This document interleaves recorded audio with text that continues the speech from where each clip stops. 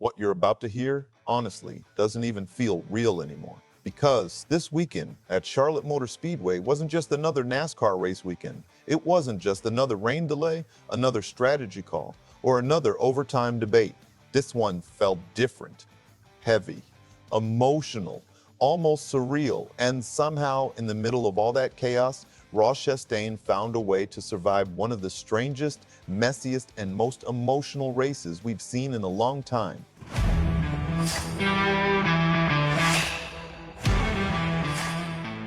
We're talking oil on the racetrack, cars sliding everywhere, drivers smashing the wall, a race delayed for more than 4 hours, rain ending it early, and hanging over all of it, the shocking loss of Kyle Busch.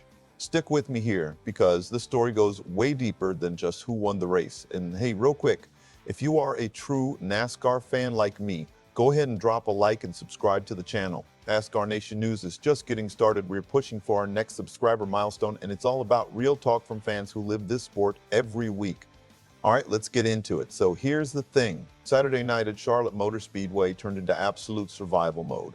The Charborough 300 was already getting hammered by weather from the start. NASCAR had 2 separate rain stoppages early. Drivers sitting in their cars forever, fans waiting through hours of uncertainty.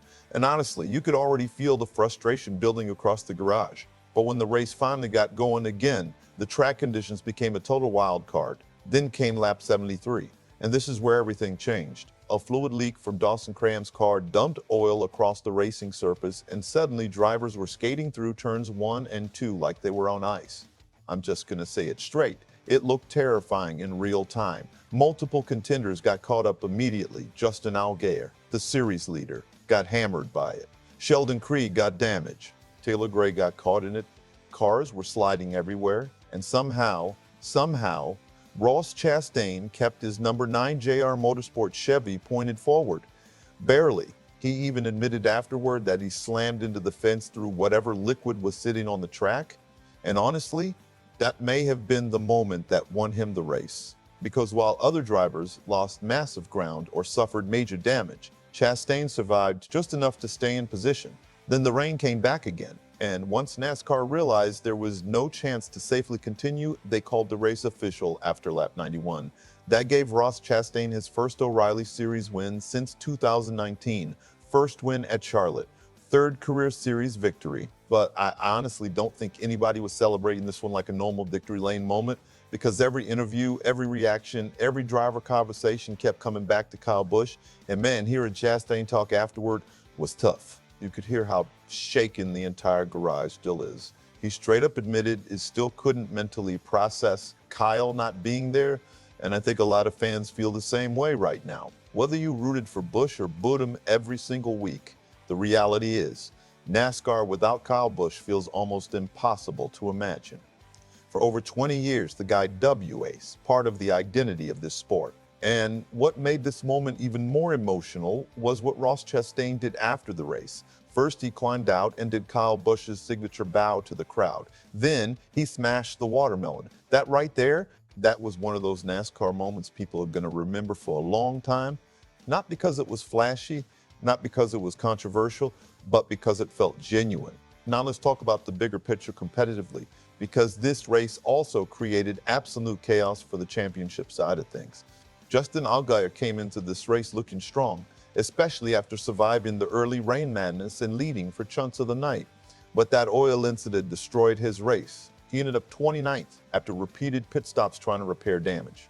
That's massive, because consistency has been everything this season, and one bizarre race like this can completely change playoff momentum. Meanwhile, Jesse Love quietly finishes second for Richard Childress Racing, and honestly, his post-race comments may have been the most powerful of the night. He basically said this week reminded everybody that racing isn't bigger than life itself. And you know what? He's right. For a few hours Saturday night, the standings, the playoff points, the frustration over rain-shortened finishes, all of it kind of faded into the background. The garage felt united in grief more than competition, but competition never fully stops in NASCAR. That's why this win matters so much for JR Motorsports too. 3 JRM cars finished inside the top 10, including Ross Chastain, Connor Zilisch, and Carson Kvapil. That organization continues to show ridiculous depth right now, and if they carry this momentum into Nashville Superspeedway next week, they're going to be a serious problem for everybody in the garage. At the same time, though, NASCAR is now facing another debate fans always argue about after races like this. Did NASCAR wait too long to throw the caution for the oil? Should the race have been stopped earlier once visibility and track conditions got worse?